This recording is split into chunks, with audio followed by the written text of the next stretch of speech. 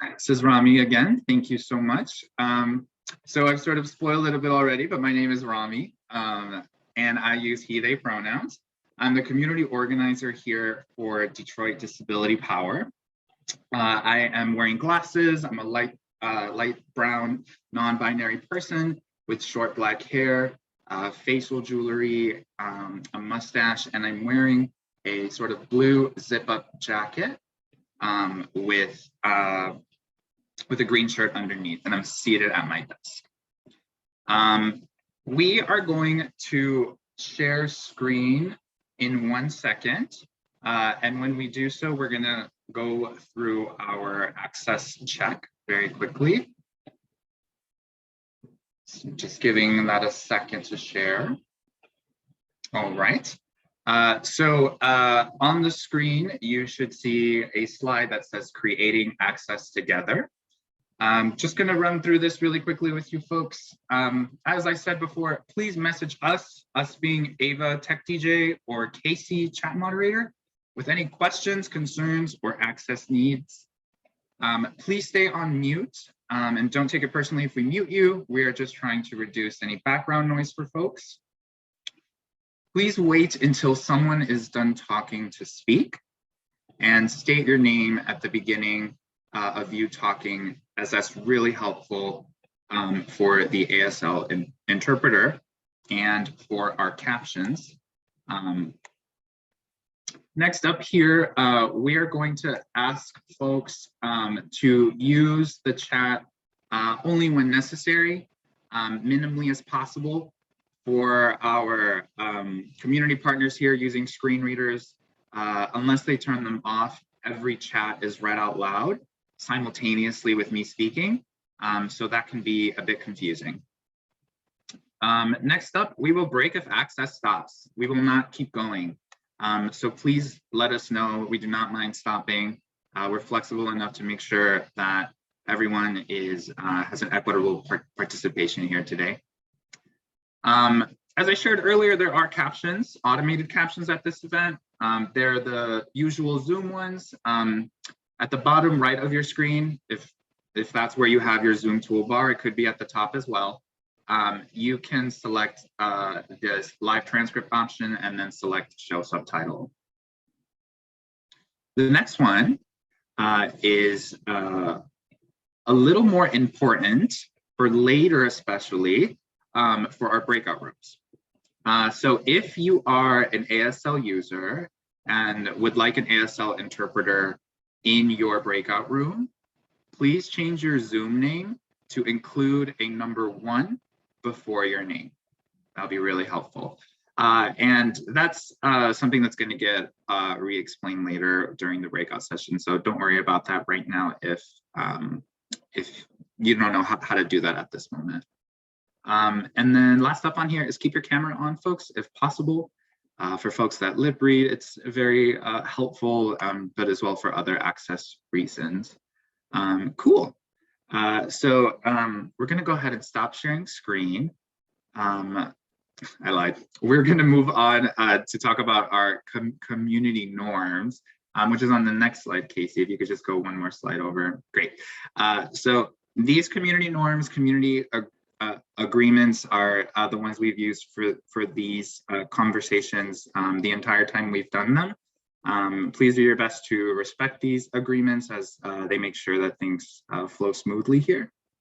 Our agreements are a commitment to access checks and stopping for access. We want to show up to the space listening carefully and deeply to one another. We want to share from personal experiences as they bring the best insight. We want to practice both and thinking today and leave room for there to be multiple truths at the center. We expect and accept the fact that there might be some discomfort in today's conversation and definitely a lot of unfinished business. Yeah, it's only 2 hours here together, so we're not gonna be able to cover everything and fulfill every question, but we'll do our best. And finally, we expect joy out of these times that we have together. because that just makes everything that much more profound and worth it. So yeah, if you'd like to suggest community agreements or anything like that, you can let us know in the chat. Otherwise, we'll go back a slide to the agenda review. All right, the agenda review here is just to give us an overview of how we'll be spending our time together today. We're going to start with an introduction and access check that we're wrapping up now. We're going to transition into a bit of a grounding moment with Chantel from Healing by Choice. And after that, we'll get into the real meat of why we're here. We'll talk about the context of these series, our goals, and then the panelists will really get a chance to share who they are, wrapping up with a Q&A. And yeah, so we'll go ahead and stop sharing screen now for real this time, so that I can quickly thank the University of Michigan Ideal RRTC Community Grants Project for making this awesome series possible. If you'd like to learn more about them, we'll drop their info in the chat. As I said earlier, this has been a 5-part series, so none of these would have been possible without this awesome support. So go ahead and check that out in the chat if you get a chance after this call. At this time, I'd like to invite Chantel from Healing by Choice to guide us through a very quick grounding activity and land acknowledgement. So Chantel, whenever you're ready, please take it away. Hello, my Coco. Welcome everyone this evening. I'd like to start off with acknowledging the land that which we're on now. It is the Anishinaabe, the territorial lands of the Potawatomi, Ojibwa, and as well as the Odawa. We honor their ancestors and that they're still here on this land. Detroit is the largest Black city in America. It was the last stop on the Underground Railroad. Its code name was Midnight. Also, we'd like to uplift the city and its people there. The adjacent cities such as Dearborn with its Arab American community, growing Latinx community, as well as the Asian American community, all contributing to the beauty of this place that we're on here in Detroit. If you could just start noticing our breath and going to our breath. And just observe it. See if you could lengthen it just a little bit. And notice where in your body it's being animated. Is it the tip of your nose, the back of your throat, your chest or belly? When we go to our breath, we arrive at the moment where time doesn't exist, but just that moment. And noticing our breath, we'll do a quick scan, just noticing where in our bodies, if we're feeling anything come up as we breathe. And if you find tension there, you can use your breath as a softener. Breathe into that place, and on your exhale, see if you can release the tension in that area.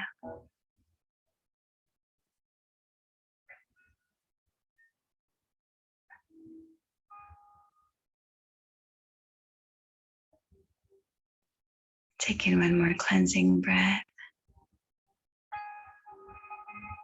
And exhale.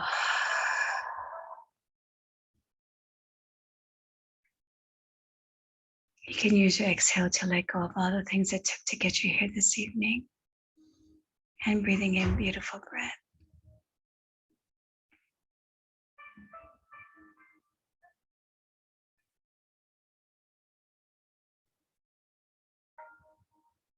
Filling up the belly one more last time. And one last exhale. Thank you for arriving. Welcome this evening. Thank you.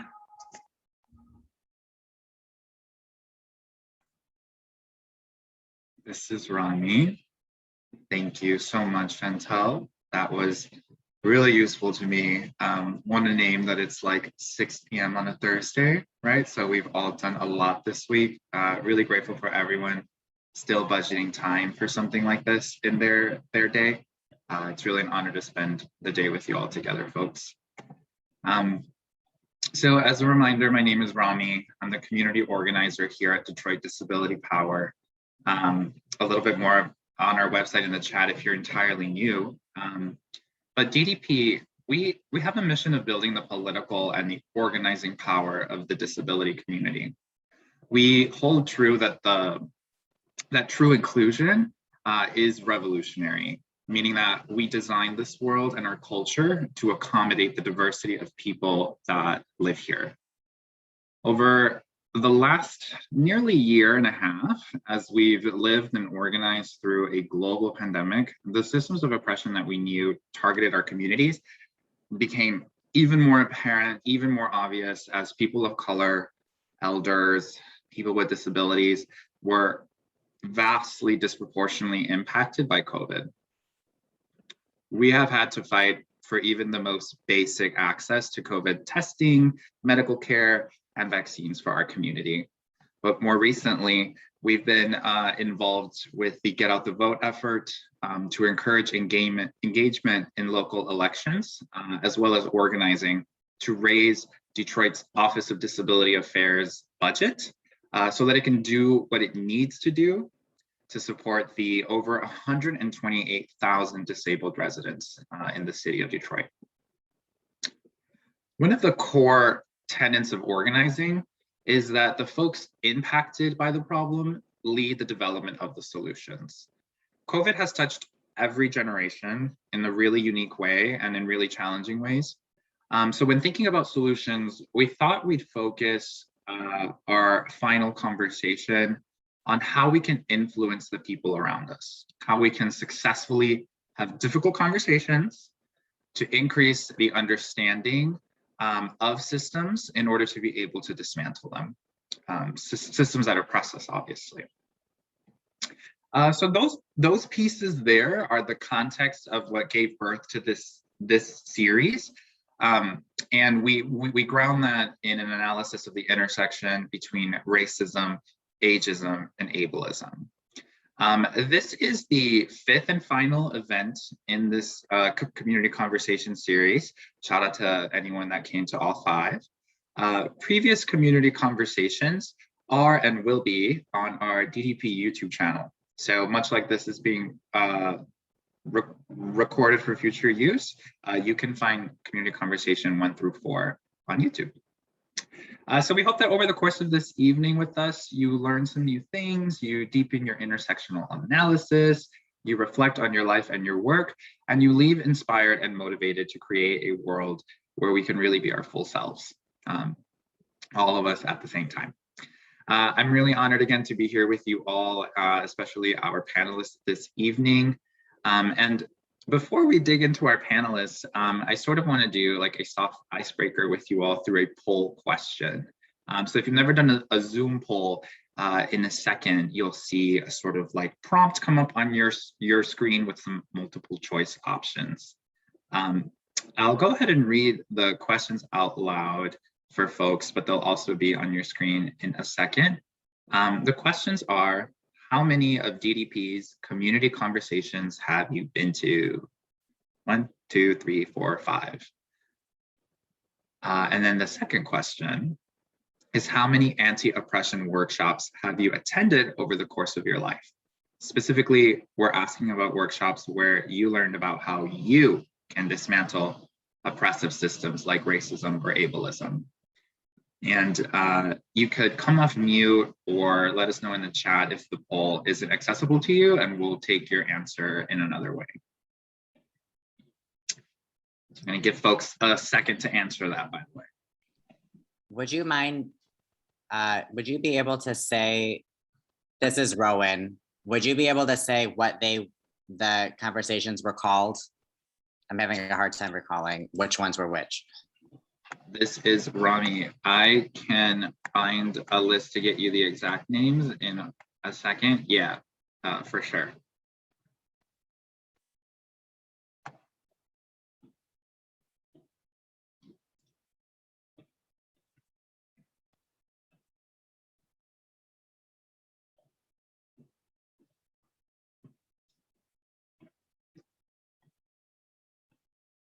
All right, folks, let me take like 10 more seconds to answer those questions if you can. I know Rowan is waiting on the community conversations info. So this is Rami again. Rowan, the name of those were ableism, racism, and ageism, intersectionality, ableism, racism, and ageism. The second one was growing up with a disability. The next one was ableism and caregiving. The one after that was intergenerational organizing. And then this is the fifth one. Okay, cool. This is Rami. Let's go ahead and close the poll. I think when that happens, you'll also get a chance to see the results projected on your screen. So we see here that it looks like 57% of folks have been to at least one, have been to one. And then folks are pretty varied amongst the other choices here. But I think the question that's a little bit more interesting to me is the second one, where we see that 10 of you have been to between 3 and 5 of these workshops, which is really cool. And 3 of you have been to 15 or more of these workshops, which is really, really awesome. But I kind of do see a pretty, I want to say fairly spread, but like there's answers for every option here, which shows that there's a sort of really wide breadth of experiences regarding these kinds of workshops in this room. So I hope in the Q&A, those sort of differences will really tease themselves out as we teach one another, because we're here to learn from each other too, not just our panelists. Cool. Speaking of panelists, we are going to transition out of the sort of context and intro and this quick little assessment of the common ground in the room to introducing our panelists and then flowing into the dialogue portion of tonight. So I'm super excited to introduce you to our panelists this evening. First up, we have Leonardo Pasagna, and he is the Diversity, Equity, and Inclusion Specialist for Michigan State University Extension. He has over 25 years of experience developing, teaching, and facilitating diversity education programs, curriculum, and community-based efforts here in Michigan and across the country. As a member of the administrative leadership team, he provides direction, support, and guidance for MSU's Extension's DEI commitments. So give yourself a muted round of applause in your own home for Leonardo, please. Up next, we have Melanie S Morrison, who is the author of 5 books, including Letters from Old Screamer Mountain, published just this fall. She has served as executive director of Allies for Change, a national network of anti-oppression educators, and as director of the Levin Center, a retreat and study in Michigan dedicated to nurturing the relationship between spirituality and social justice. In 1994, she co-founded Doing Our Own Work, an intensive anti-racism program for white people that has attracted hundreds of participants. Another muted round of applause there, folks. And last but not least, we have DDP's director, Dessa Cosma, who started DDP 3 years ago, and for nearly 20 years has been doing organizing and facilitating workshops for social justice. We are so thankful that you all are here. Give another muted round of applause for everyone, including our last panelist, Dessa, to yourself there. Just to get us going, before we take a break, I want you all to get a chance to hear from our panelists a little bit. So we are going to start with Melanie, and then flow to Leonardo, and then Dessa. And what I want you folks to do is share simply a brief introduction, your name, your pronouns if you like, your age, a visual description, and then please answer this question. How did you get started in anti-oppression work? What drew you to it? So if it's helpful, I'll put that in the chat really quickly, just in case our panelists would like to see it somewhere. Oh, Casey's on it, thank you. So Melanie, whenever you're ready, you can kick us off. Okay, good evening. I'm really delighted to be here. So my name is Melanie Morrison. My pronouns are she, her, hers. I am 72. I live with a hearing disability. I'm a white woman who has short gray silver hair. I'm wearing burgundy framed glasses, a high collared light blue jacket. How did I get started in anti-oppression work, and what drew me in?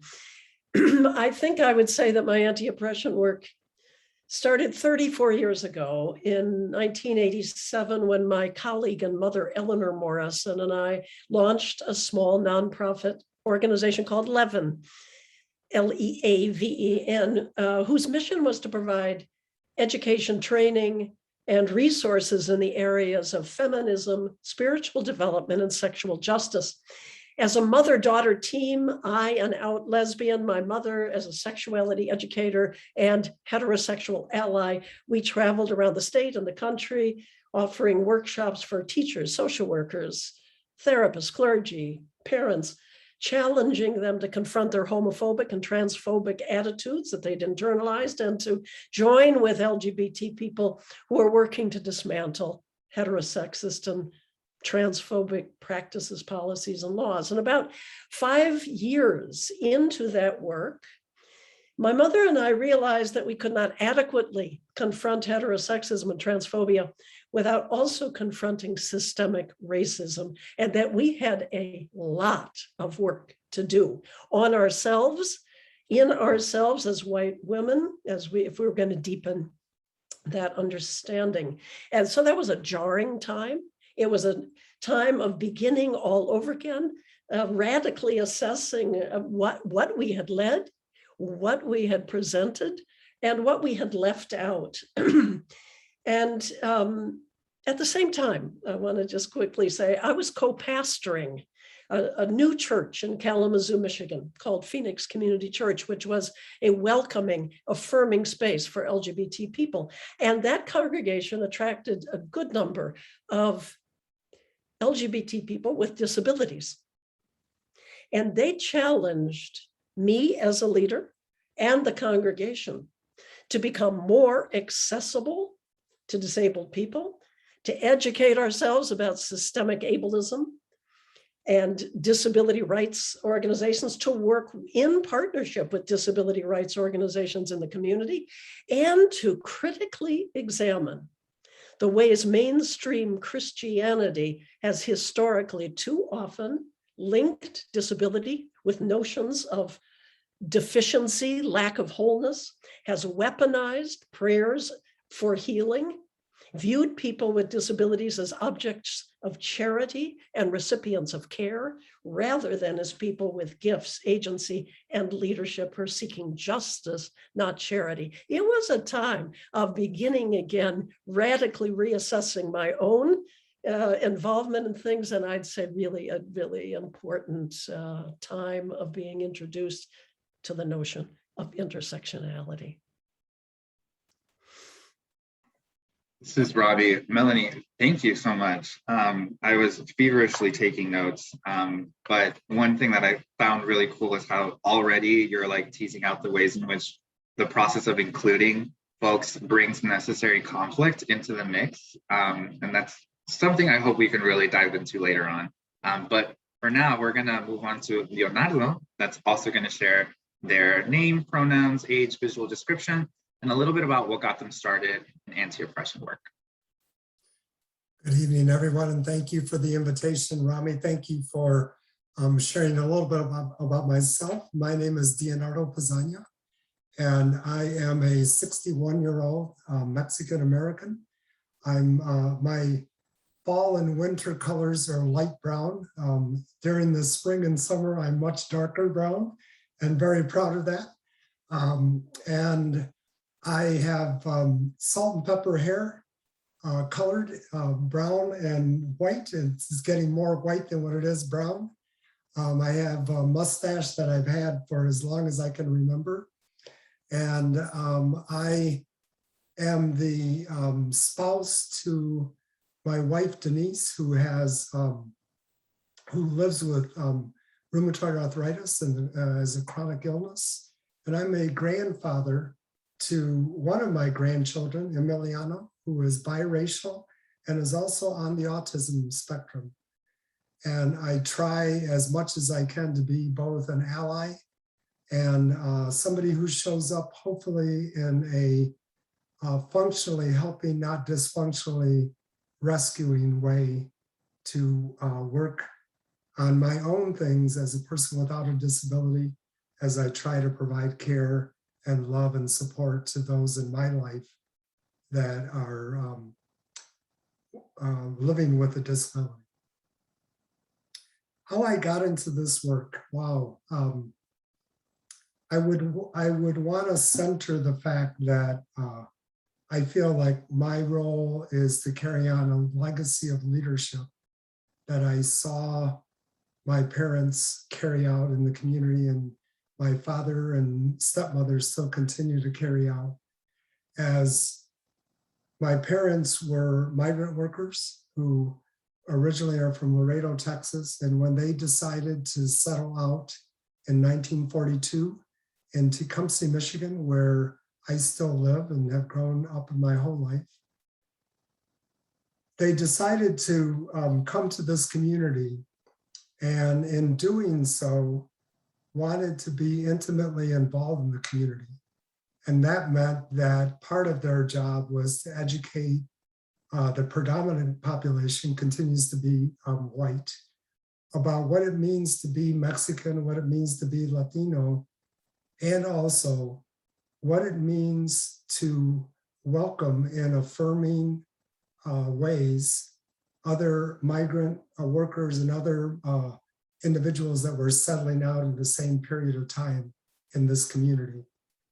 In Ledaway County, that community continues to come to this community for agricultural work and then also to settle out. So it is something that has been a part of our community narrative, but in ways that always hasn't been affirming or positive.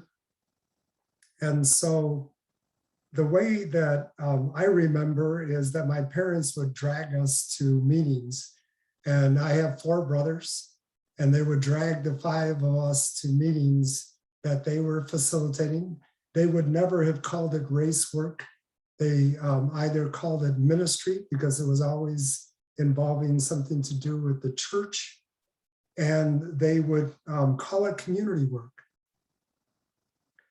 But I remember it to be racial justice work because they were typically one or very few of the Mexicans that were in circles with white people, helping to teach them about issues related to race, what it meant if you were going to really welcome the participation of Mexican and other Latinos into the spaces that these nuns and priests and other lay people were trying to create.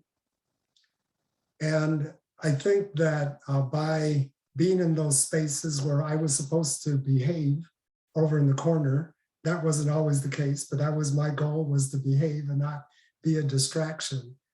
I also know that as I got older, I was very present with them and listening and watching, and learned about the power of circles, of gathering people in ways that honored the circle as a sacred space where we could come together and have difficult, meaningful, hard, and joyful conversations.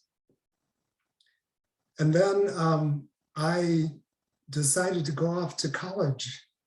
And it was when I first started college that another really important landmark in my journey of becoming or living into my goals of becoming an anti-oppression educator was when our family lost 5 of our family members in a car accident on March 24th of 1984. I was in my second year of undergraduate school at the University of Michigan. And one of those individuals was my mother. And my mother was somebody who I was really close to, and I feel breathed social justice into my being upon birth. And I really went into a 10-year bout of trauma, depression, grief. But when I came out of that, I realized that one of the things that I could do with my work and continuing the legacy that my parents had left me was to recommit in a very passionate, beautiful way to carrying on my mother's legacy and my mother's name and the work that I do. And I want to name her. Her name was Pauline Pasagna. And she taught me how to love myself, but then also how to love others in this work. And she also taught me how to be curious, questioning, but also towards the goal of having people invited to change. I've gotten compliments by different people about how I just set out an invitation, and hopefully you will welcome yourself to that invitation. And I really feel that that was the way that I remember my mom, welcoming people, but also supporting and challenging them.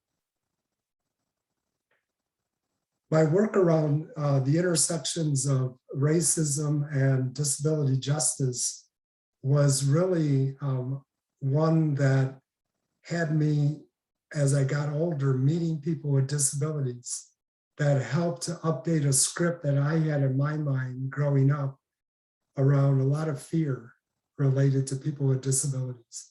There were people in my life that were either in wheelchairs or had other disabilities. And the only thing that I was taught, and it was through silence often, or through adults in my life, not interacting with those individuals. And so as a young child growing up, there was a lot of fear. And it was through my work with Dessa, with Melanie, with others that I began to understand that disability was one other identity, that it was my job to do my work in dispelling some of that fearful narrative, and also to welcome myself into understanding what disability justice meant and what it meant for me as a person without a disability, wanting to show up and be supportive, and also in many times getting out of the way, because I was working with people with disabilities who had agency. So I will stop there. And again, thank you so much for the invitation. This is Rami. Thank you, folks. Just want to quickly say my Zoom's having a few issues, so I came in and out of Spotlight a couple of times. But I'm really grateful, first of all, Leonardo, for your vulnerability with us. I think it really sets the tone for the kind of sharing we want to see and hear from our panelists as we move forward.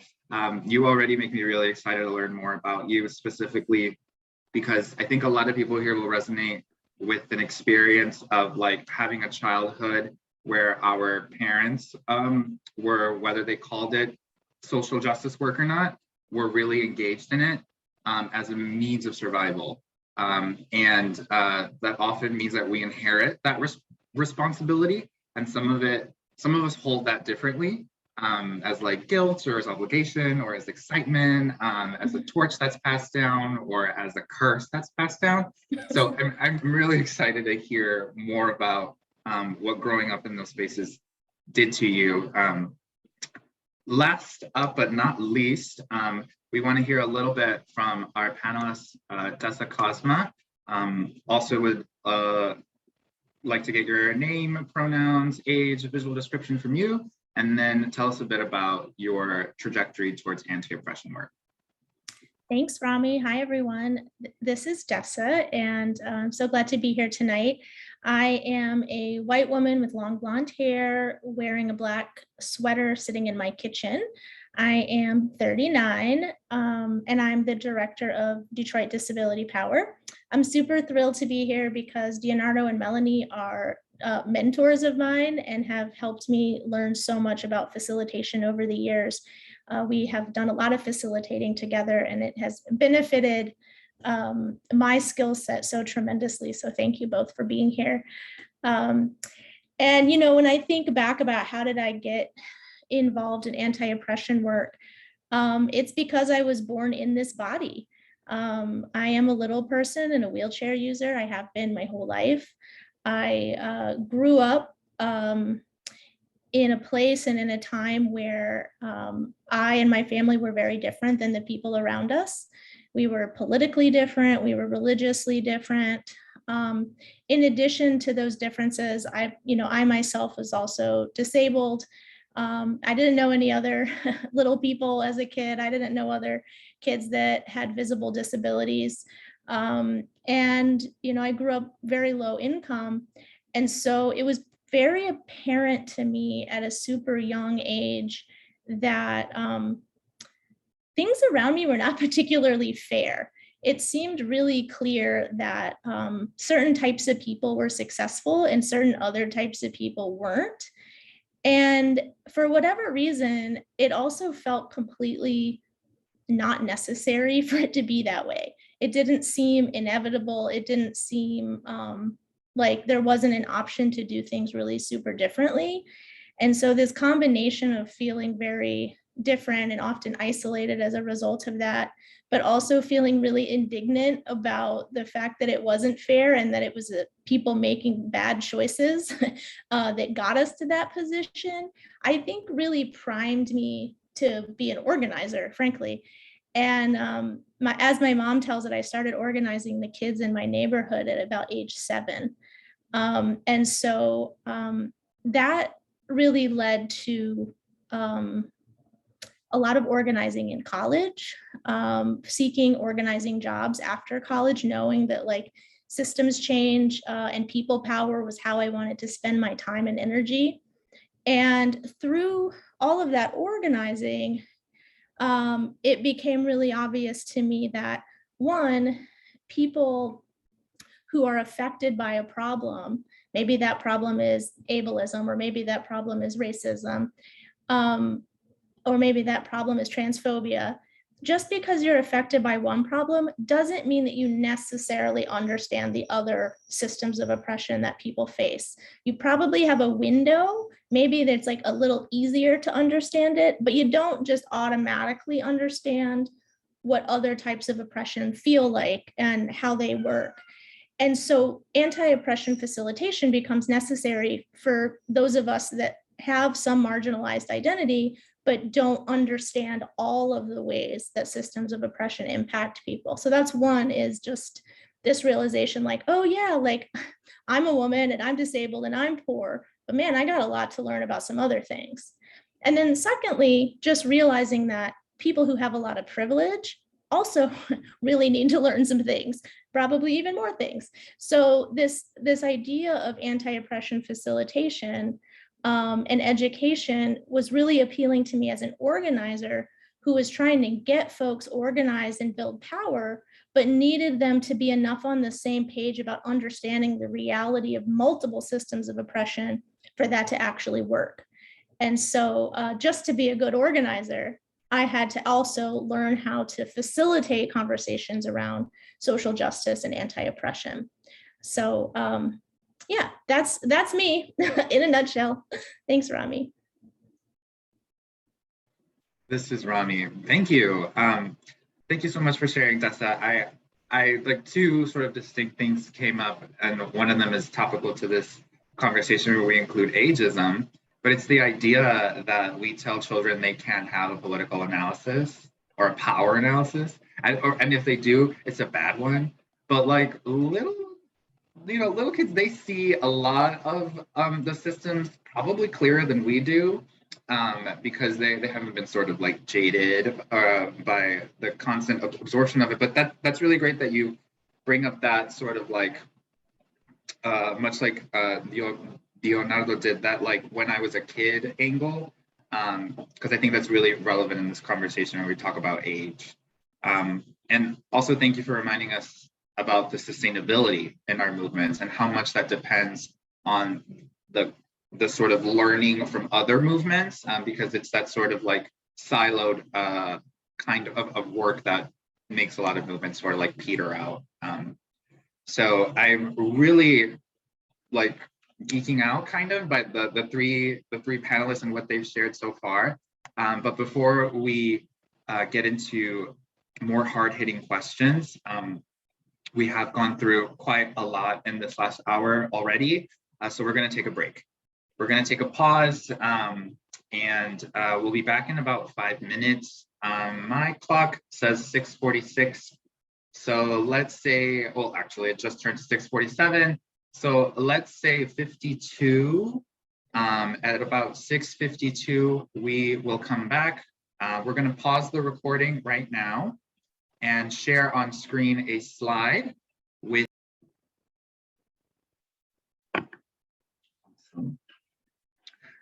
So hope your break was restful but brief, folks. We are going to transition, like I said, into the moderated portion of our night tonight. We're going to have Melanie start us off on the first question that I'll sort of queue up for you in just 1 second. The reason I want to start with Melanie is specifically because of some of the things that she shared during her intro. The question itself is, this series is about 3 intersecting isms: racism, ableism, and ageism. We want to hear about your understanding of intersectionality and how it's changed over time and impacted your work. Because I remember being an undergrad and seeing the uptick in the use of the word intersectionality after Kimberly Crenshaw's work went very mainstream, popular. But I know that hasn't always been the word, the vision, the scope. So Melanie, could you share with us, like, what is your history with that word? How has it changed over time? How has it impacted your work? I think maybe if I talk first about how it's impacted my work, and then sort of maybe more personally about how it's impacted me. I would say that my understanding of intersectionality has changed how I do the work of anti-oppression facilitation in a variety of ways. And let me give it an example. When my colleagues and I, colleagues such as Dessa and Leonardo, when we're facilitating, for example, a workshop that is focused on racism, we stress to participants that the central focus of this workshop is going to be racism, and it's going to remain racism.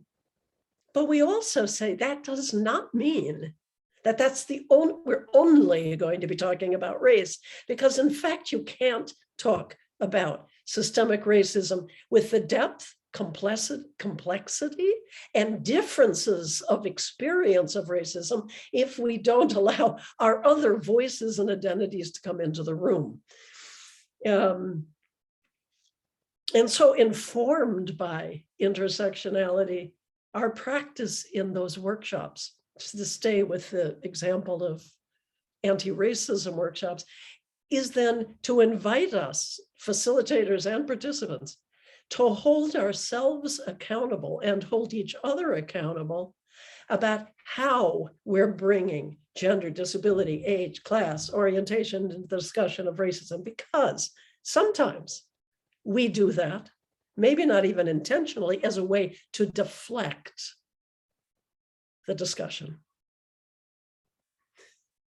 But it can also be a way to deepen the discussion.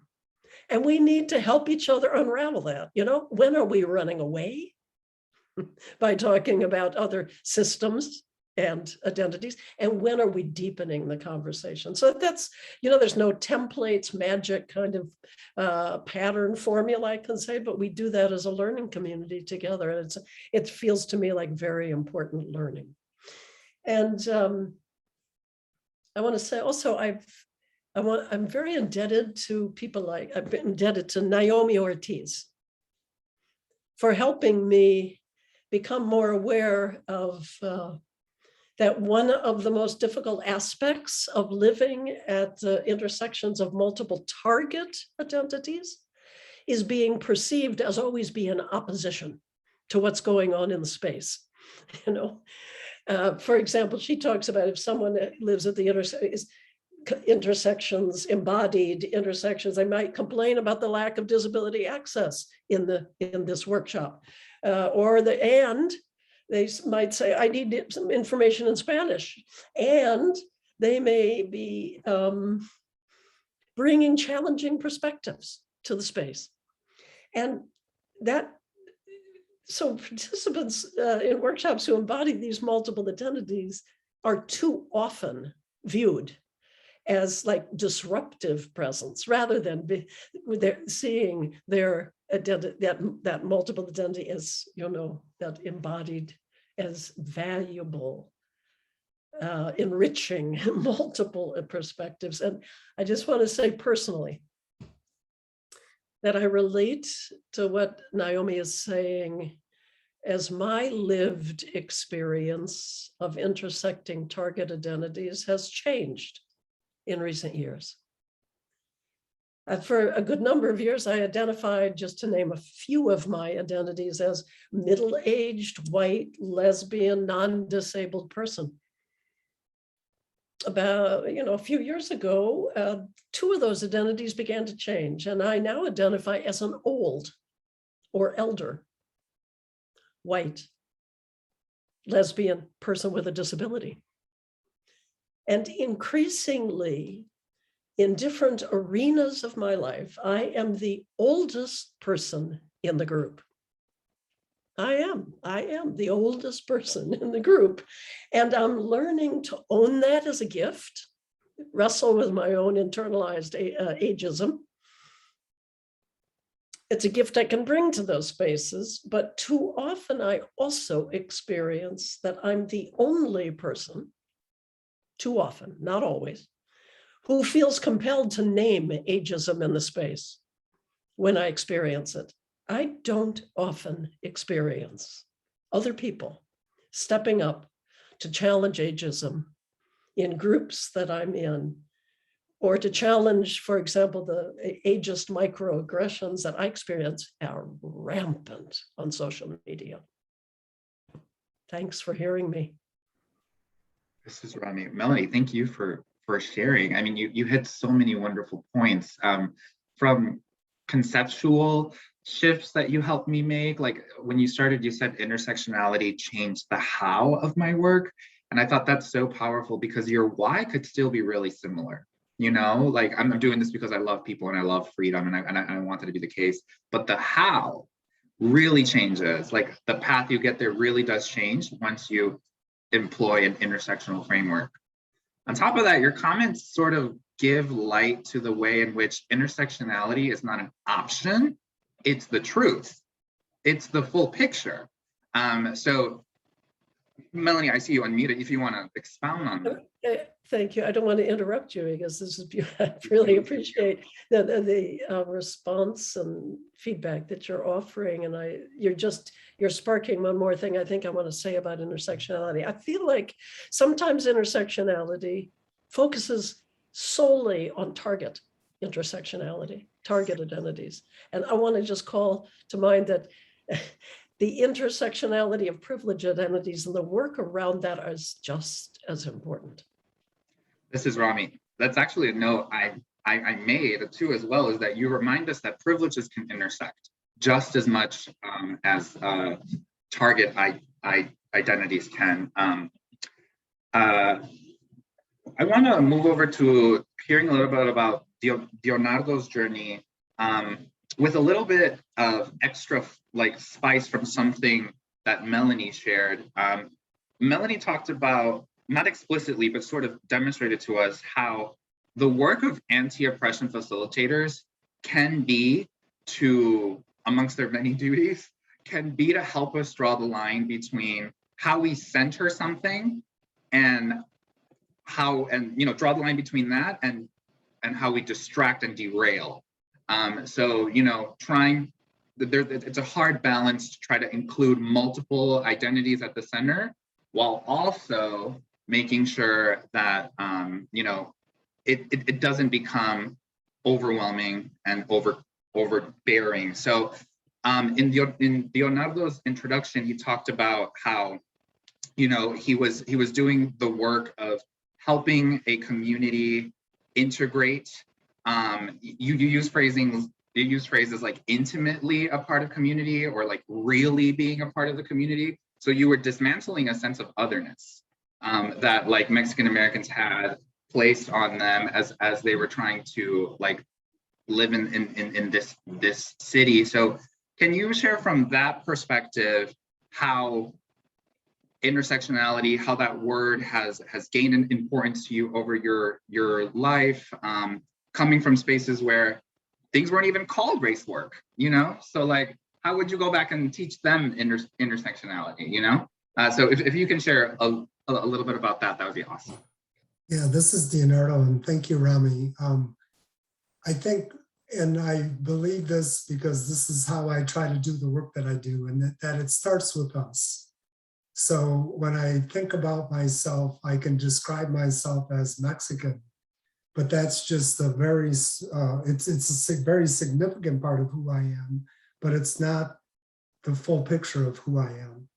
And I think part of our work around intersectionality has to be able to name and dismantle this sense of homogeneity that comes with even a term like Latinx or Latino. Because when I see myself in that umbrella term, I don't want to lose the significance of who I am as a Mexican, which is different than my Puerto Rican brothers and sisters, than my Cuban brothers and sisters, than my Dominican brothers and sisters. And so part of what I believe around intersectionality is getting a understanding of your own self. And then moving through the both and. So bringing into the picture one of our guidelines of practicing both and thinking. I want to really lift that up because I think that allows us to hold the complexity of our individual selves and the complexity of our lives.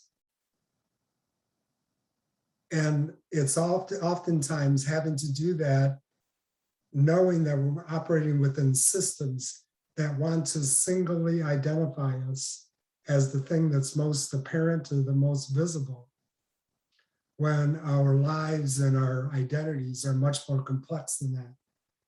I have said, and because I believe this, that our hearts and our minds can hold that complexity of intersectionality, but we are operating within systems that tell us get to the right, most efficient way of describing who you are in your experience. And so,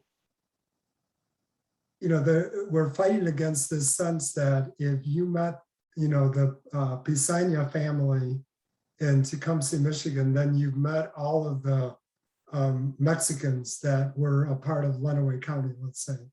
And that is surely not the case. But that's what our systems and people's thinking want to drive us towards. And so with intersectionality, we get the opportunity to say, I'm more than just what you visibly see or what you may not visibly be able to see, but it makes up a part of who I am. And then intersectionality in my life has also had me reflecting that at the end of the day, if I do the work that I'm committed to doing, that might help to make a difference around the system of racism, But I look behind me and I see my wife and my daughter and my granddaughter still suffering from the system of sexism, then I haven't done the work that I need to do. And that gives me great pain to believe that I could help to make a difference with one form of oppression, but it would still leave people suffering from other forms of oppression. And so I, bring to the forefront the radical love that Dr. Martin Luther King, wanted our country to move towards. And it was grounded in the fact that our lives are interconnected. So intersectionality provides us with a great way to be able to say that we are interconnected and my liberation is connected to the liberation of other people that I see on the screen. And that's oftentimes overwhelming to hold, but I believe it is the gateway towards understanding how we work in coalitions. And then the last thing I would say about intersectionality, I've been saying this more often lately, and I'm open to challenge about this, but in the spaces that I find myself in, which are with a lot of white people or a lot of white influenced dominant systems, racism seems to be, or race seems to be the intersection that we have to hold ourselves accountable to. Because as Melanie mentioned, there are a lot of distractions that take us away from seeing people who have disabilities, who are older, but are also Black or brown. And that all of those are significant parts of our identity.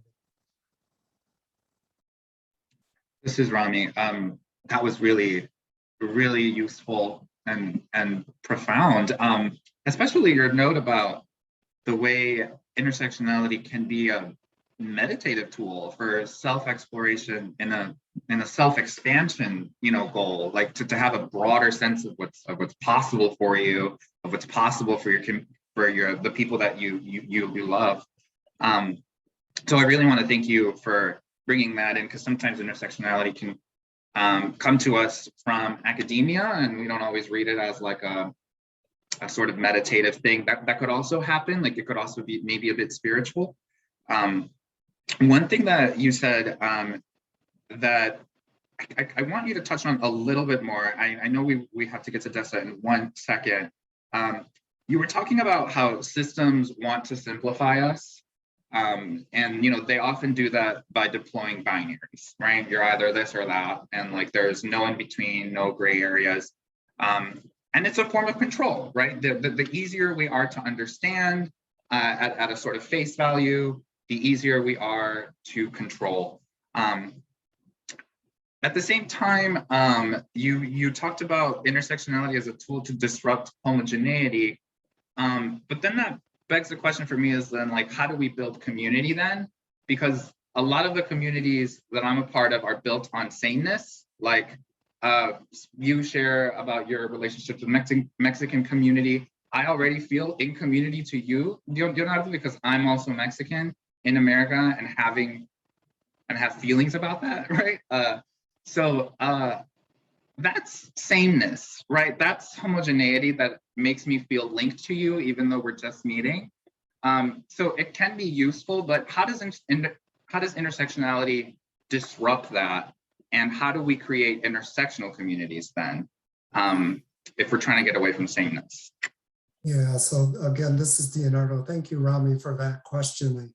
I don't know that I have a full thought about it, but what I would say in this moment is that intersectionality holds us accountable to a larger sense of who our communities are, even though I might not reflect portions of my community. Through an intersectional lens, I get to understand the wide variety of people who identify like I might, and also are different. And so if, again, it's holding the both hand. because I'm not, the picture of what Mexicans or heterosexual Mexicans look like. But I am I'm one of those dimensions. But my community is much more broad than that. And I have done a lot of work in this past year to year and a half on really looking at anti-Blackness within me as a Latinx individual and the ways in which that has disrupted my ability to have authentic connections with my Black brothers and sisters that are part of who I am as a Latino. And so, again, I'm not saying that to raise me as an example. It's just the work that intersectionality allows me to go deeper in the understanding of my identity and the community that I call and try to be a part of in helpful ways. This is Rami. Thank you. That actually was like a question I've just been struggling with like in general, and I'm really glad it came up in this panel. Thank you for showing how we can build community not just from a shared experience, but a shared work. That's a really cool mind shift for me that just happened. So thank you. We're gonna move on to Dessa, who also has just jewels in her. She's my boss, so I do talk to her a little bit more than the other two people. So I know there's some good stuff in regards to this particular question, but I'm also gonna tag the next question a little bit into Dessa's and other panelists. We'll get to you as well with this extra question in 1 second. So Dessa, I want to hear about intersectionality in your life as well, but I also want for you to bring in the disability and ableism lens in the sense of how that's changed that work.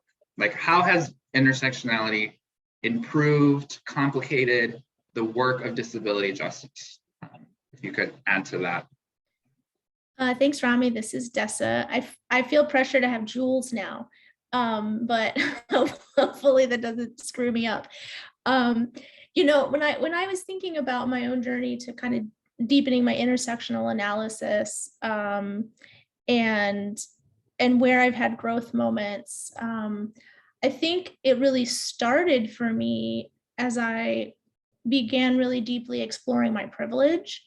And particularly as I started understanding what it meant to be a white person in this time and in this country.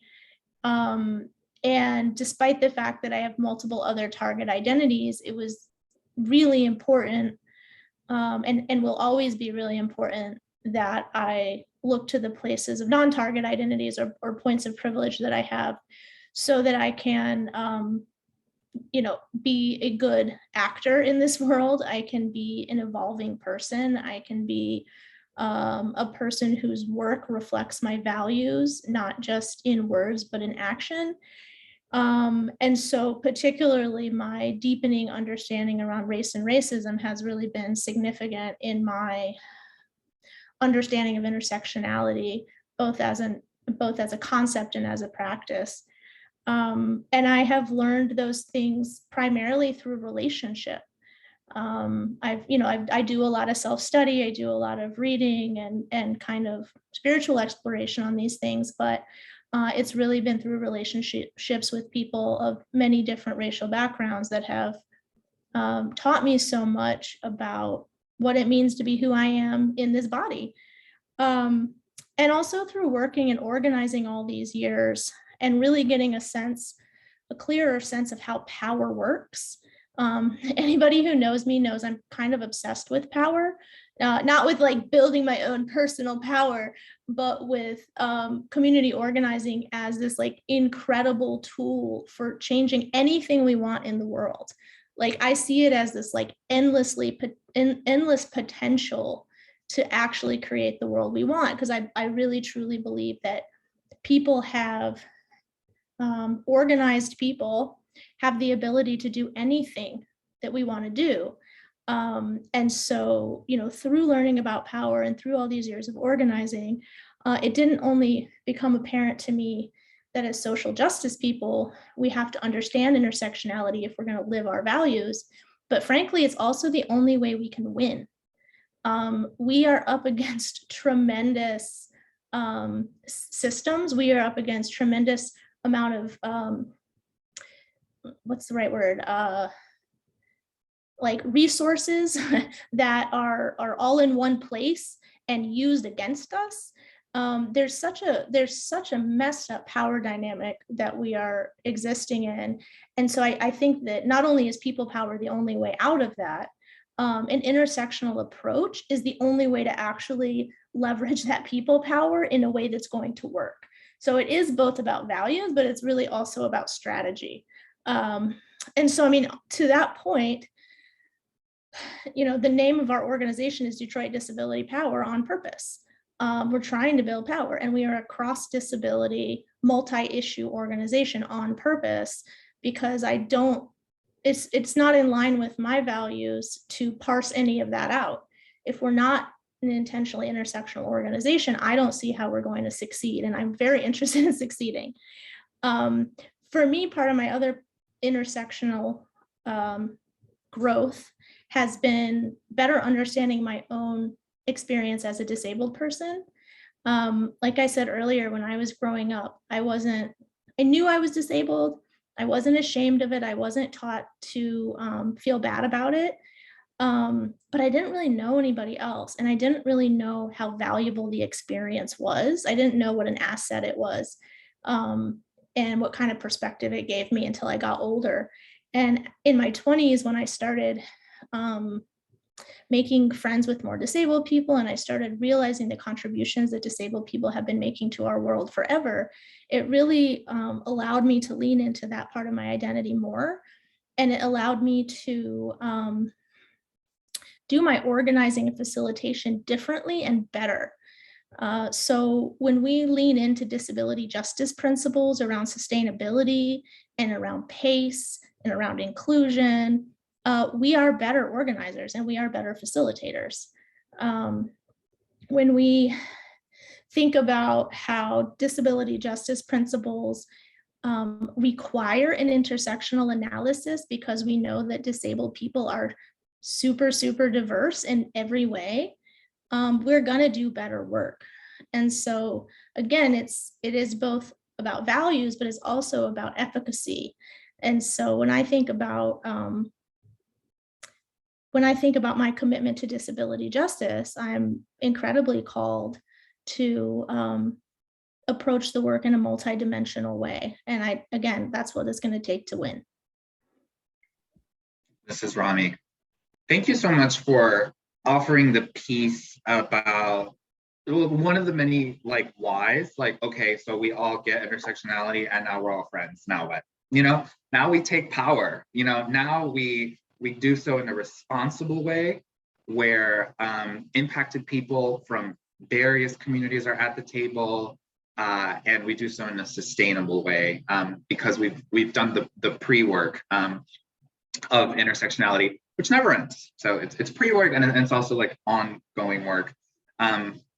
You also mentioned or showed just what disabled people specifically have to bring to the conversation around intersectionality. And that's the fact that disability happens in every culture, in every class, in every country, across every period in time.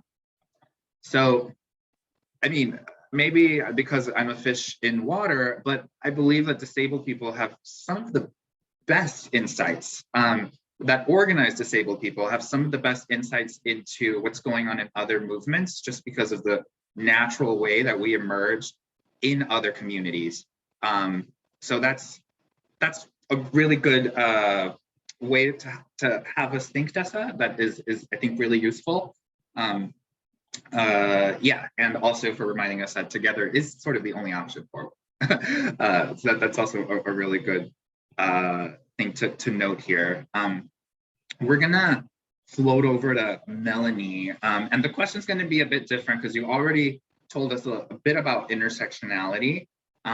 We still want to hear a bit more specifically about disability and ableism from you though.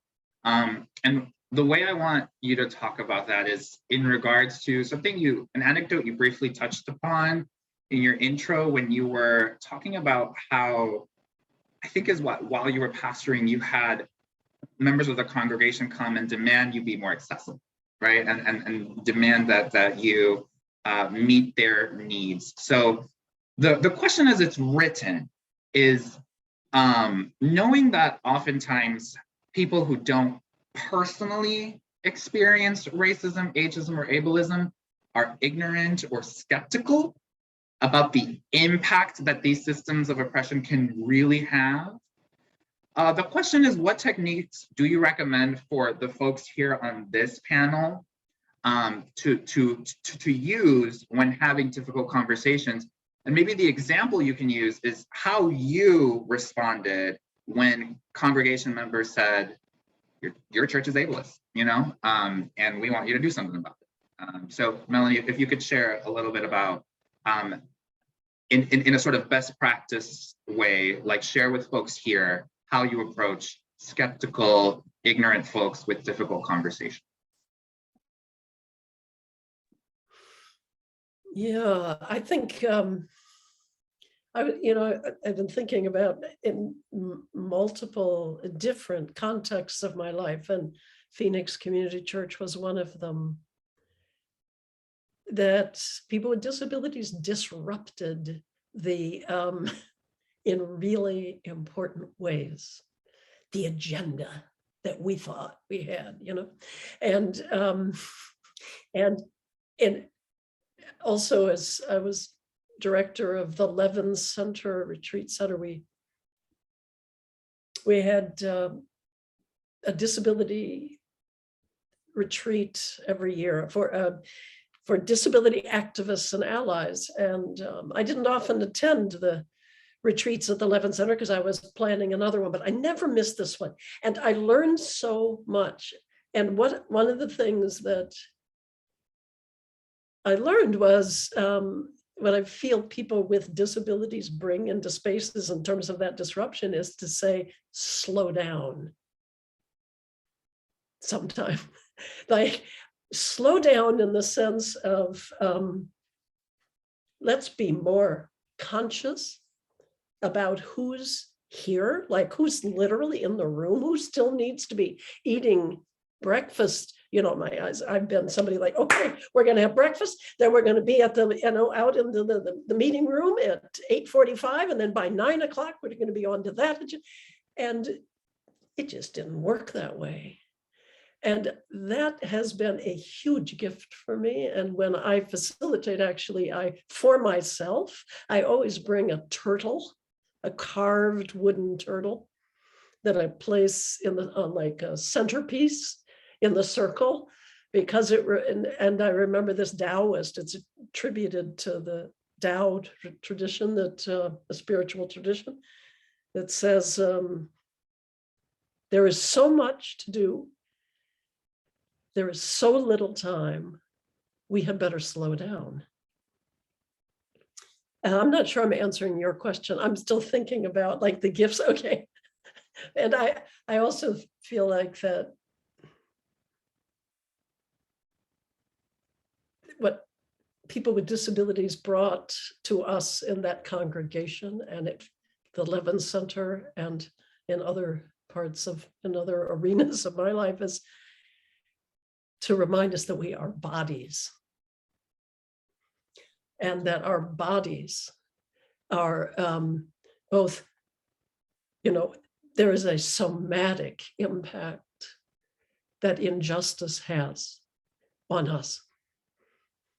And that paying attention to self-care, paying attention to how we're being impacted somatically, not just our analysis, is profoundly important.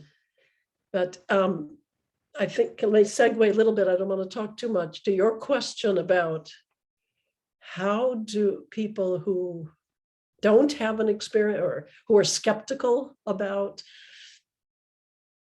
racism, ableism, maybe don't have direct experience and are resistant, how to invite them in to I would say one way, in my own experience, is to be vulnerable about my own process of change. You know, ableism can enrage me when I experience people with microaggressions systemically, interpersonally, but if I just react with if I have way too many stories to tell. I mean, I have so many stories to tell in my life as a non-disabled person, and how people with disabilities have challenged me, corrected me, brought me, not frozen me in time. Some people gracious enough to stay with me, help me. So if I can tell the stories, not in a condescending way, but in a vulnerable way about my own process of awakening in a deeper way to racism, ableism, and so forth, that can be a way to connect with folks. I hope that made sense. This is Rami. Melanie, that made sense in dollars. I hope folks are taking notes. What I took away from Melanie is being comfortable with mess and the inherent mess of life, because ableism and white supremacy teach us to be obsessed with perfection, with order, with structure, with rigidity, in really unforgiving ways, where Yes. folks are punished, right, for leaving that. Yes. And one ways that we get comfortable with mess is by slowing down. And I think that is great advice for approaching populations that are skeptical and ignorant to things, because I know for me, personally, when I encounter someone that's like racist or ableist, I feel a rush to change their mind, like as quickly as possible. And that's an obsession that comes from like the scarcity mindset that there's not enough time, right? And it doesn't allow the body to catch up, because the body cannot go as fast as our just racing minds. So I thank you for bringing in the somatic perspective. And if folks were like, what is somatic? What's Melanie talking about? It's just talking about the body and the feelings that the things we do and say generate in our bodies. So thank you, Melanie. I think you really answered the question, gave us some really good tips, meditative tips on how to approach these challenging conversations. Last thing I'll say, when you talked about like making sure people are fed, comfortable, and have arrived, that's a requirement to the person that you're trying to educate, right? You want to make sure that you're meeting that person where they're at. Just because they might seem like an enemy to your cause because they are racist or ableist, doesn't mean that they deserve to be dehumanized and you're going to approach them with no patience while their needs are not met, yeah. So we're going to wrap up this sort of thread of conversation here with Leonardo here, who we also want to know from you and from your work how you have approached the skeptical, the ignorant, and maybe you have some techniques or cards up your sleeve that help you either, I don't want to say take control in those conversations, but help you be really like true to who you are and useful to the people that you're trying to educate. So Leonardo, the floor is yours. Yeah, this is Leonardo. Thank you so much, Rami. I think one of the things is to keep on showing up.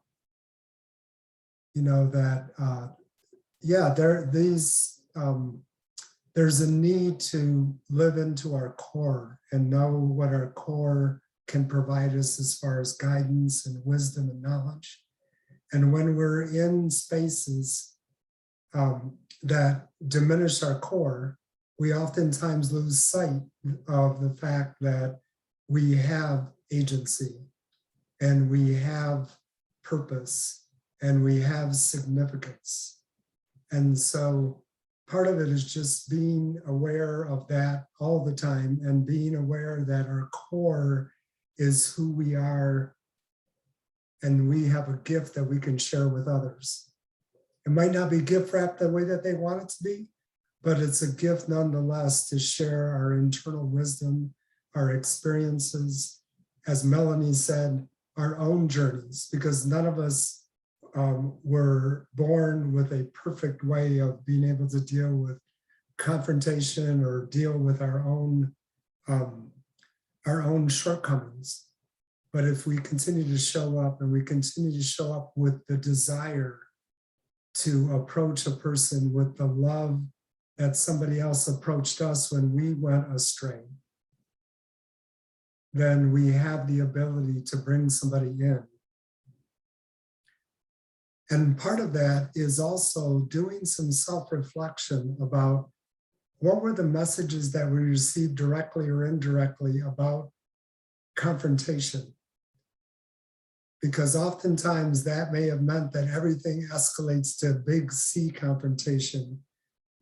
And not everything is or needs to be a big C confrontation. It can be a smaller, lowercase c confrontation in a way that I'm engaging with the person.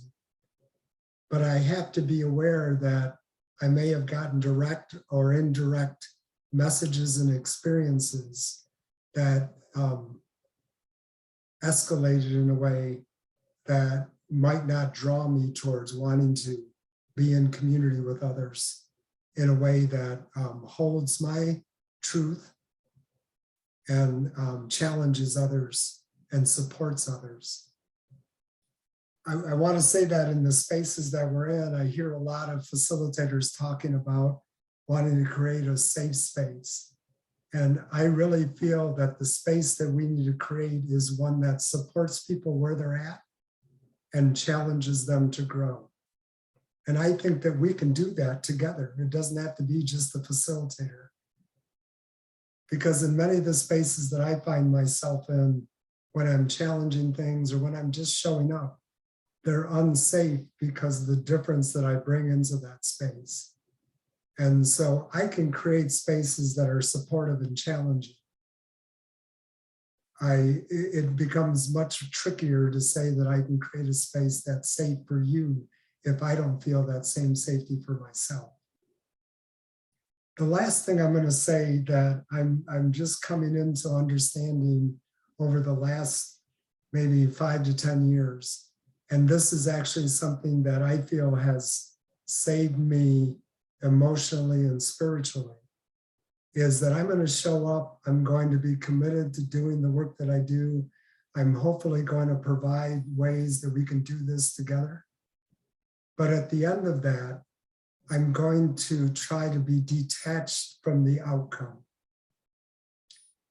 And the reason that I say that is because when I wasn't, and when I'm not able to do that, I will wake up in the middle of the night fearing that I didn't show up in a good way, that I didn't get people to really be involved in the change that I'm committed to. And I know that many of those individuals are sleeping very nicely, but I'm up and it's affecting my mental health, it's affecting my physical health, my spiritual health. And so I can show up passionately and then not be attached to the outcome. And then show up tomorrow passionately and maybe be somewhat attached to the outcome, but not freezing myself in that moment. So those are the things that I would share in this moment that I hopefully are helpful. This is Rami. Yeah, they certainly are helpful. Between what Melanie and Leonardo are sharing, this like constant volley between self-reflection and process sharing, where Melanie talked about how one tactic is being honest with the fact that you didn't know at some point and that it took you a while to learn. And Leonardo's reminder that intersectionality is about inwardly looking just as much as it is about like understanding external systems. I think about the power that that has to ripple into our personal lives, right? So like if I'm getting into the practice of being vulnerable with people whose minds I'm trying to change about racism, it inadvertently helps me practice vulnerability for my personal relationships. So I want to remind people that it's like really useful to take away things like anti-oppression work out of just theory and into like an embodied personal experience that can lead, like Melanie said, to a complete start over, right? Like Melanie shared, or this like rebirth moment. So we sort of like heard from Melanie and Leonardo on purpose about this, a bit separate from Dessa, because Melanie and Leonardo are often approached because of their jobs by people that are seeking anti-oppression education, facilitation. And it's similar for Dessa, but Dessa on top of that also is a grassroots organizer. So she often comes up against people that did not choose to be in a space where they're being challenged. But you know, that's how community works. You're in a coalition and you meet someone that has different values and views. So Dessa, from the organizer perspective especially, but you can also add from your anti-oppression educator work, how do you approach folks that are skeptical about the reality of these systems? Thank you. This is Dessa. You know, when I was reflecting on this question, I was thinking back to kind of to Melanie's point, my own journey around conflict and my comfort or discomfort with that. And so one piece of this is just asking ourselves the question, when we avoid tough conversations, who does that serve? And if we're about dismantling systems of oppression, it probably only serves people in positions of power. Like, we have to be able to have the difficult conversations because we live in a world that is so severely inequitable that if we're not willing to have a difficult conversation, we're inevitably just having a status quo, and the status quo is not good enough. And so those of us who are white, those of us who are women, we are, raised oftentimes to avoid conflict. And to Leonardo's point, conflict doesn't always have to be capital C, throwing stuff, yelling, insulting, right? And in fact, I try to avoid that kind of conflict at all costs. But like, there can be this healthy conflict of calling in, of taking folks their ignorance to task in a way that isn't shaming, but that is helping people think differently and think through things that they probably haven't thought enough about, and that they're using a lot of assumptions to base their opinion. And so, for me, in lots of ways, and maybe this is because I am an organizer, politicizing things in my mind helps me get the courage to do things. So when I think, who does avoiding this difficult conversation serve? And I'm reminded that it's my life's work to dismantle systems of oppression, I will have the difficult conversation because then I can be aligned with my values. And feeling disaligned from one's values is a really crappy feeling, both in a physical sense but also in a mental and spiritual sense. And so I want to be aligned with my values. So I'm going to live into the thing, even if it's hard. I think too, when I was thinking back about my evolution of being able to have difficult conversations, I remember times when I was younger, and I have heard a lot of people say this, like, but I don't know everything about XY topic, so I can't weigh in. I don't know how to weigh in because I'm not an expert on that. Guess what? No, the other person isn't either, for one thing. Like, they're full of it. But the fact of the matter is, you don't have to be an like, if the conversation is about environmental racism, for example, and you feel like what the person is saying is racist, you actually don't have to be an expert on the environment or climate change or the history of racism. You just have to know what your values are. And you have to speak from that perspective of values. And one way to do that is to be like, I often use an aspirational approach. Like, I believe that we have the ability to create a Detroit where people in, Southwest Detroit, who are mostly immigrant and mostly people of color, don't breathe worse air than the rest of Detroit. Like, I believe that's possible. And so that kind of aspirational, like, I don't necessarily have all the answers to the how, but I know it's possible. And I think we should go figure it out. I think that approach can really work because it's like reminding people that there's so many more options than what their narrow thinking is probably presuming, but it's also not holding us back from taking on a difficult conversation because we're not an expert. So like just the values piece of it is, and all that really comes from being an organizer. Organizing is all about values.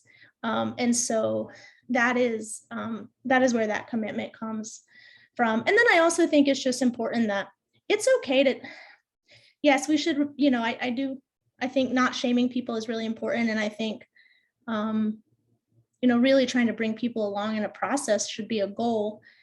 But I think sometimes people just need to be told like, nope, that's wrong. Like, it's just wrong. And there's nothing, when somebody in my family says something highly offensive, I'm just going to be like, that was ableist. Like what you said just really insulted me. And, I don't, the jury is out on if all people are able to change. But I think sometimes things are so egregious when they're said or done that it's okay to just be like, nope, absolutely not. That is unacceptable. And that can be it, because we also have to protect ourselves in that moment when it's targeted at us.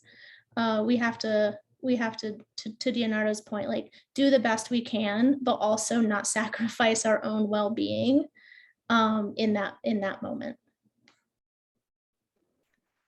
This is Rami. Yeah, like your points, Tessa, really aligned with the common thread here that's maybe obvious for some of our participants here, and that's that it takes at least a half full cup to do this work, right?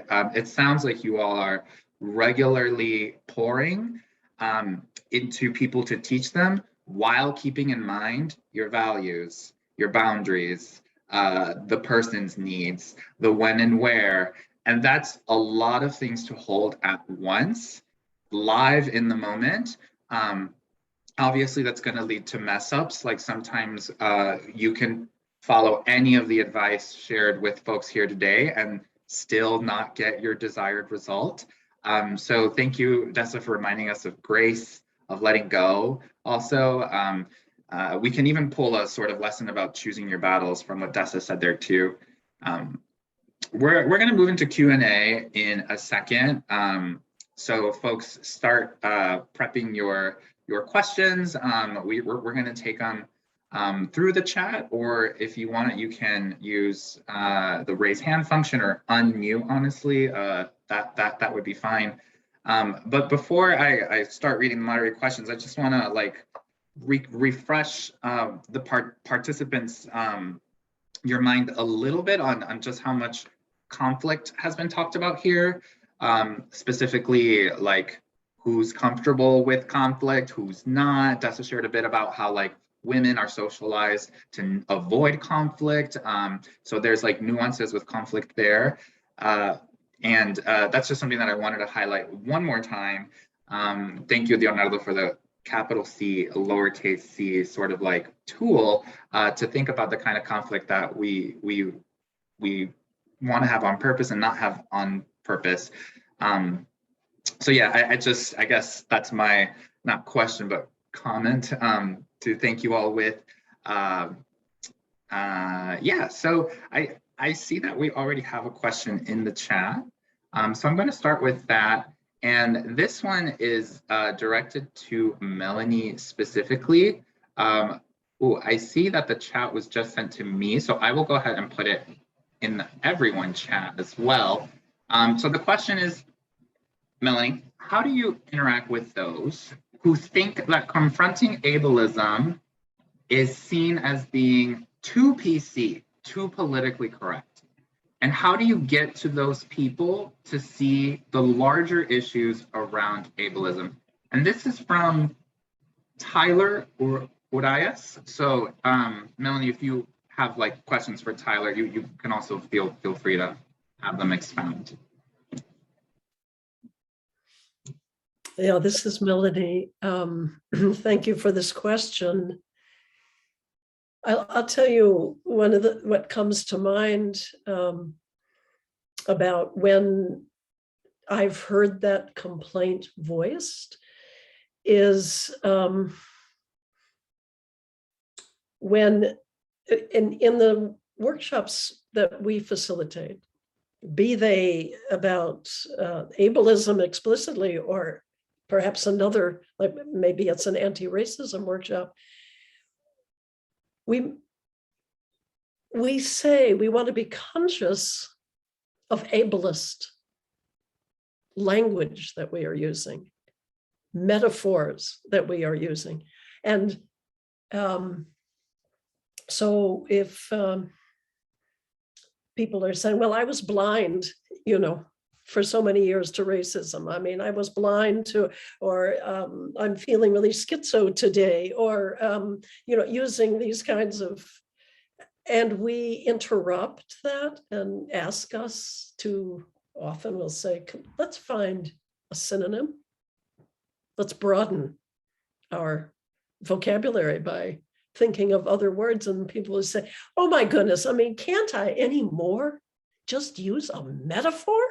I mean, this feels so PC. This feels so constricting. And again, I need to then, I think, tell a story about how I have been brought up, or how I have been made aware. This is not just about language. This is because let's think I'll invite that person to think for a moment of when do you use a disability related metaphor positively? Can you name an example? Let's think, and I don't want to participate in a lot of disheartening, traumatizing language by naming all the, because we can do that, but I don't want to do that in a workshop. But you see what I'm saying?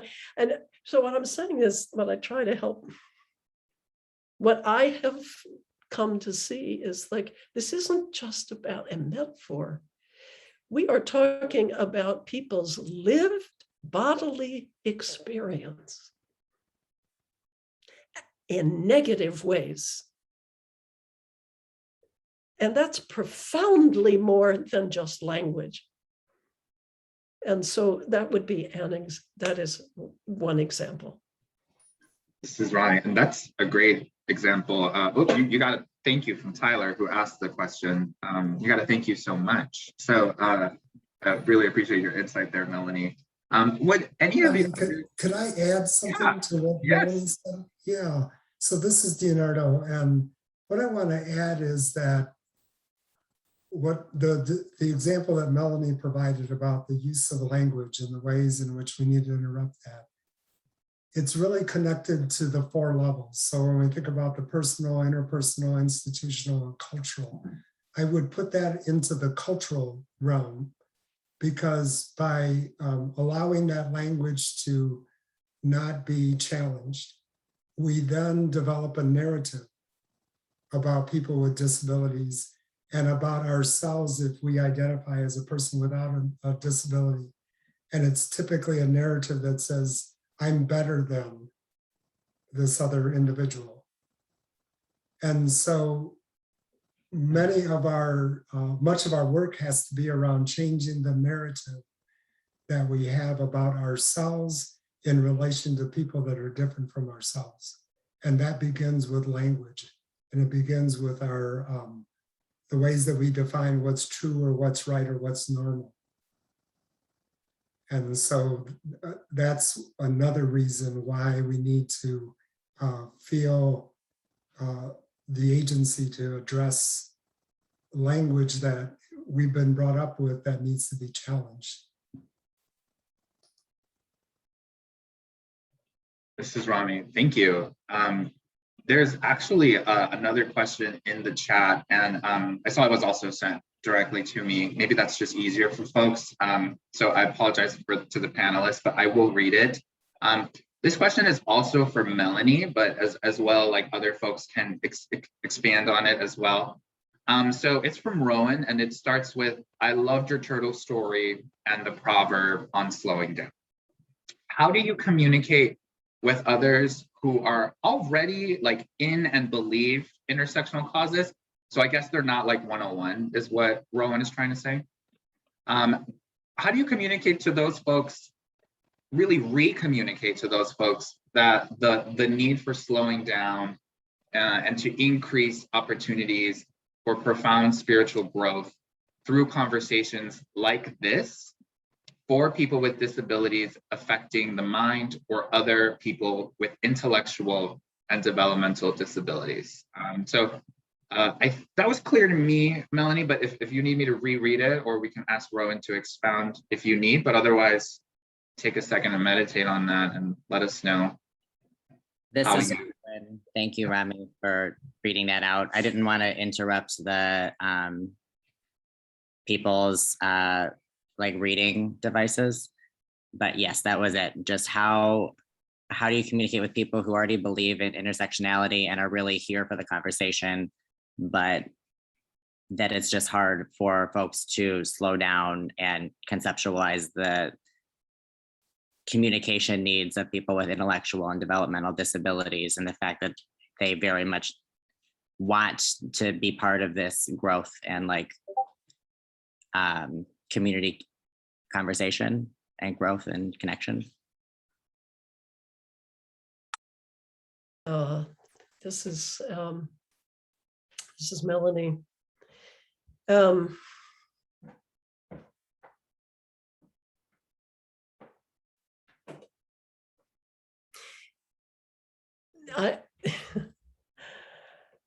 How do I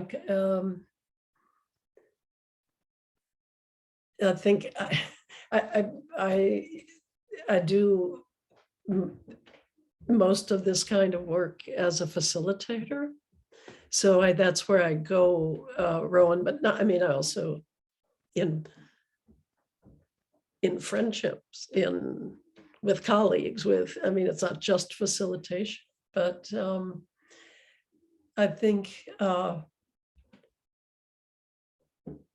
it's one of the ways in facilitation is to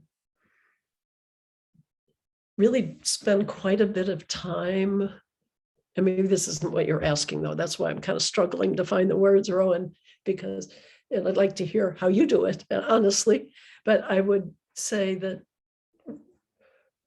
I really believe in spending a lot of time like DDP does at the beginning of this day, with talking about what kind of learning community do we want to be here? You know, and so we don't just like put some guidelines up and then read through them like this, you know. we invite people to add others.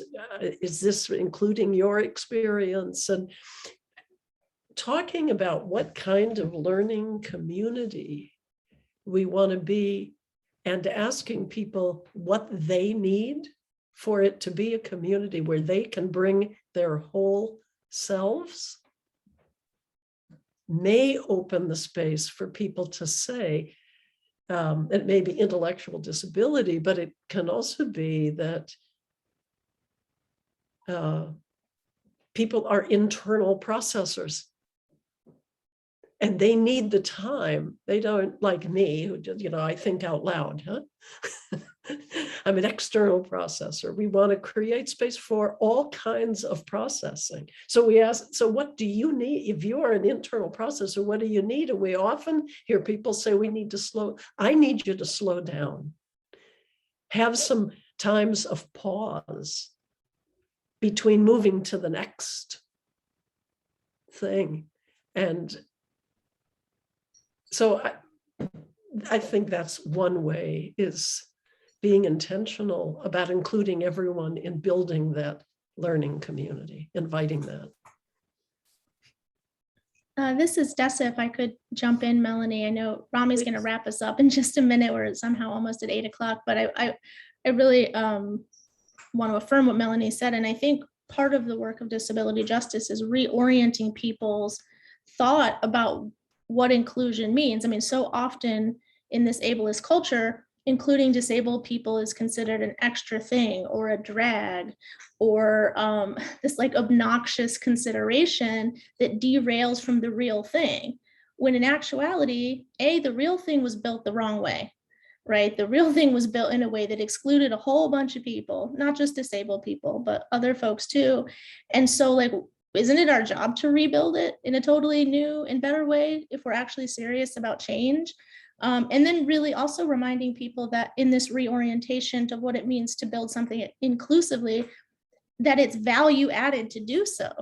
So yes, you'll notice tonight we did not get to the breakout rooms, right? But the flexibility to go at the pace that actually works for people brings more value. And so if we, for example, this kind of goes back to Tyler's question too, like if non-disabled people, for example, don't see it slowing down or the flexibility of an agenda as anything but a derailment, they're forgetting that by including people that often get marginalized, the whole thing is going to be better. So it's also reminding everyone that inclusion is value added and that people who are typically left out being in the mix is a profoundly important thing to the whole reason that we're there to begin with. And so, this deficit model around disability is so deep that people don't even realize how much they're doing it. So we just have to reorient it all. This is Rami. Thank you, all of you, for sharing that. That's really useful for me personally. I mean, clearly for Rowan as well, as they asked. So surely other people. I've been in a room where contradicting access is also a thing, where one participant is saying, if you slow down too much, I'll dissociate. At the same time, another one is saying, if you go too fast, I'll dissociate. So it really is a question we have to have, a conversation we have to have every time, because access, I'm not a believer in universal access. The idea that there's like one shoe for access. So thank you for those kind of questions that tease out the more lived nuances of access. Folks, please give a muted round of applause, jazz fingers, to our incredible panelists today. I felt really enriched by this. I hope I didn't get too excited or overzealous, but as an organizer, like, this is my bread and butter. So I hope you all were able to also share in that joy. In these last 2 minutes, we're going to slightly overwhelm the chat, and that's just because we want to share some links with you before you head out. So the first link coming your way is going to be the evaluation for today's event, which is the most important. If you hear nothing from my mouth, or if you get nothing from the ASL interpreter here on out, that's fine. Just please do that eval. That's like one of the most useful ways to help us out. The link coming after that is a call to action. We at DDP love saying, if you got a bunch of people together in a room, you might as well make them do something, not just talking and chatting. So the link there is a link that will help you send a letter. It'll take 2 minutes to Detroit City Council and Mayor Duggan, urging them to raise the budget of the Office of Disability Affairs as it is budget season in Detroit. If you're a non-Detroiter, please still fill it out. The last 2 links are promo for really awesome stuff. Community Care Circles is a regular DDP program that happens on Sundays that has also just been linked. If you want to continue to have the more spiritual, emotional, communal parts of this conversation, CCC is the place to go, Community Care Circles. They're virtual. And the last thing before I say goodbye to you all, folks, some of you are official Detroit Disability Power members, some of you are not. If you would like to become one and support our work, please visit detroitdisabilitypower.org/membership and join our roster. We are officially at 8 o'clock. So folks, you are free to go. Thank you again so much for coming. We appreciate the praise in the chat. Have a really good holiday break next week. I'm not gonna see some of you until then. So take care, ciao. Thank you. Thank you. Bye. Thank you. Great session. Thank you.